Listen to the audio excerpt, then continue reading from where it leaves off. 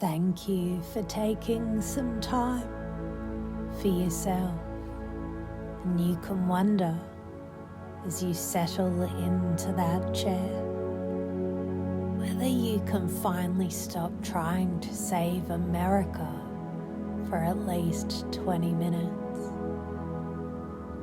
It isn't necessary to listen carefully to everything I say,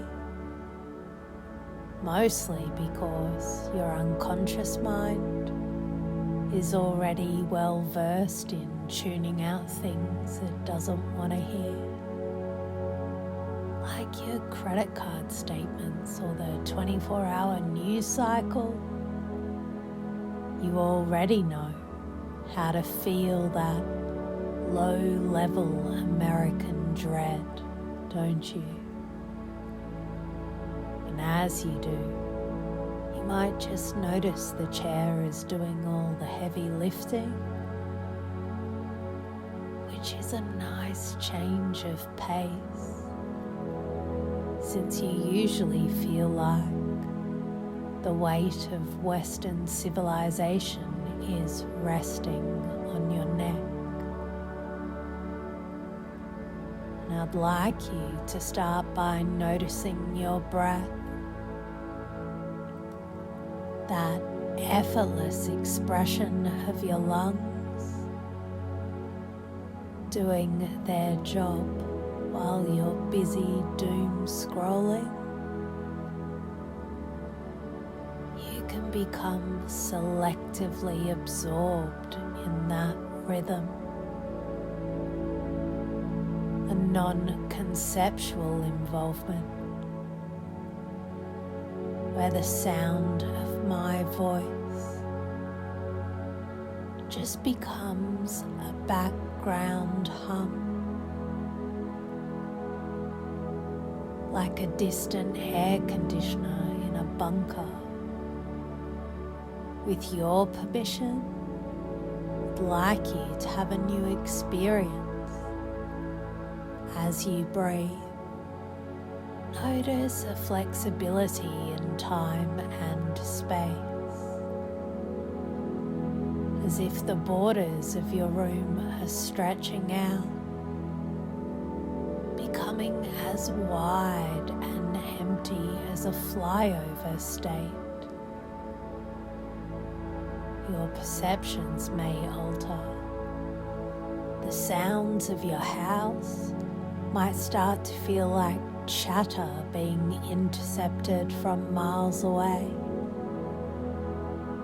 You may notice inhibition, where your hands feel so heavy and useless that even if someone handed you the nuclear football, you'll probably just drop it.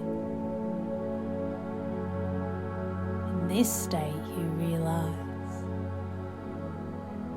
that being this relaxed is probably the only thing the government hasn't figured out how to tax yet.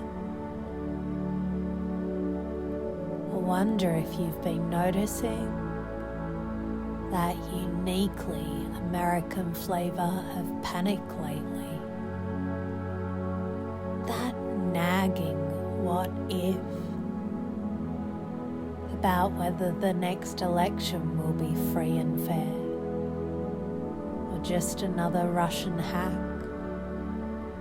I wonder if you felt that same frustration Jim Sciutto wrote about in The Shadow War, that feeling Rick Ledger had when he realized we were just letting the bad guys define the rules.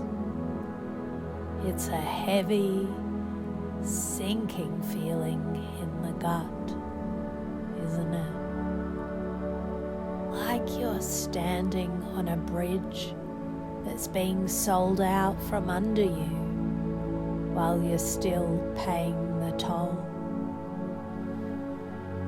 One of the things I'd like you to discover is the power of scenario planning. Now, I don't know for sure what you're experiencing, but perhaps you felt like a victim of of a future you didn't vote for. But as Shuto's book points out,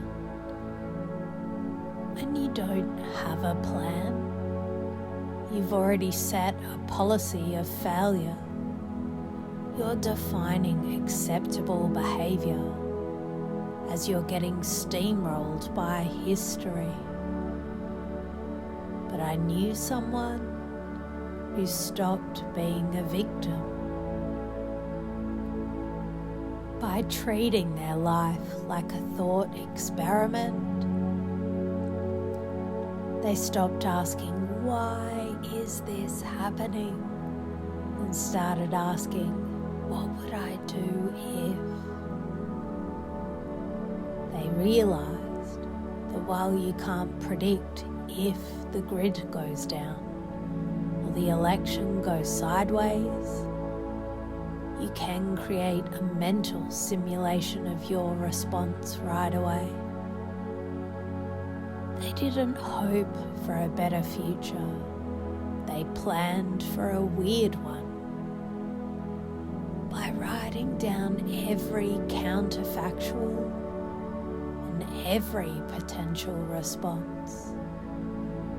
The future stopped being a shadow and started being a list of options. You go from a panicked passenger to the guy with the map and the keys. Power isn't in the next 10 years. It's in the present moment, where you decide what your move is before the Gronks even make theirs. And as you realize that, you don't need to be a prophet to be prepared. You might notice a huge weight lifting off your chest. It's a dark, honest relief to realize you don't have to carry the whole country's anxiety.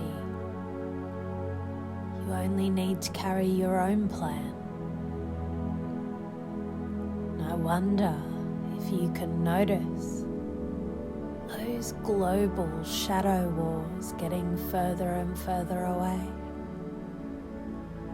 Almost as if you're watching the collapse through a telescope from a very comfortable lounge chair in another galaxy. It's their problem. You've got your ratios. I'd like you to begin changing the dimensions of those future fears. See them shrinking, turning into simple if-then lines on a spreadsheet.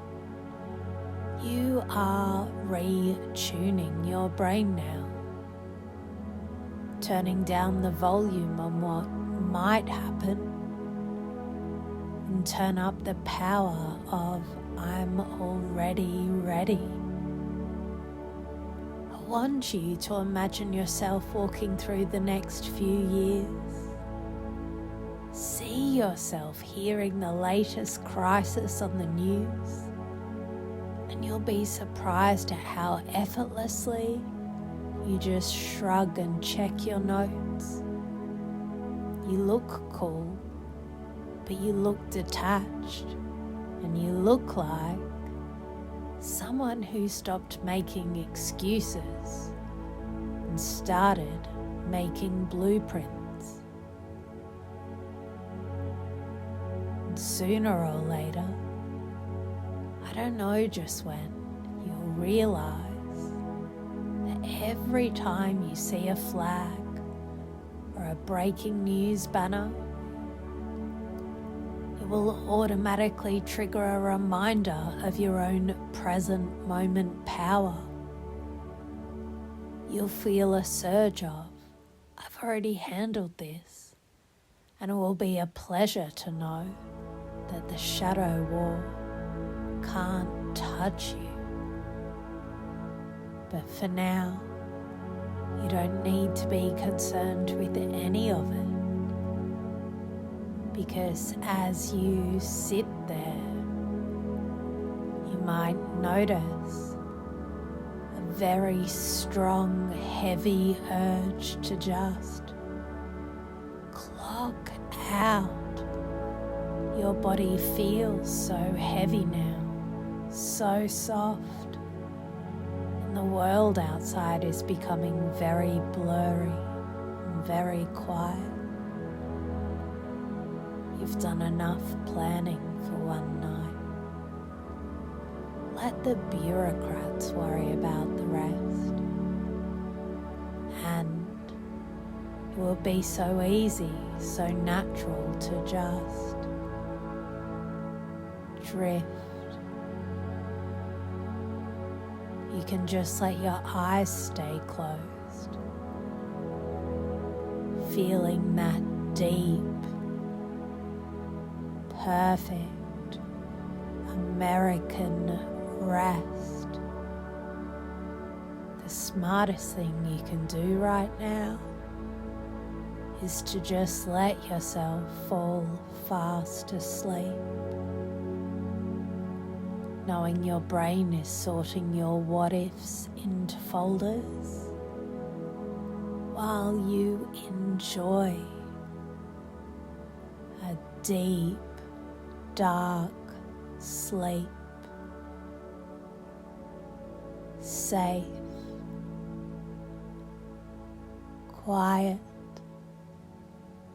and completely out of the game. You are perfect, just as you are.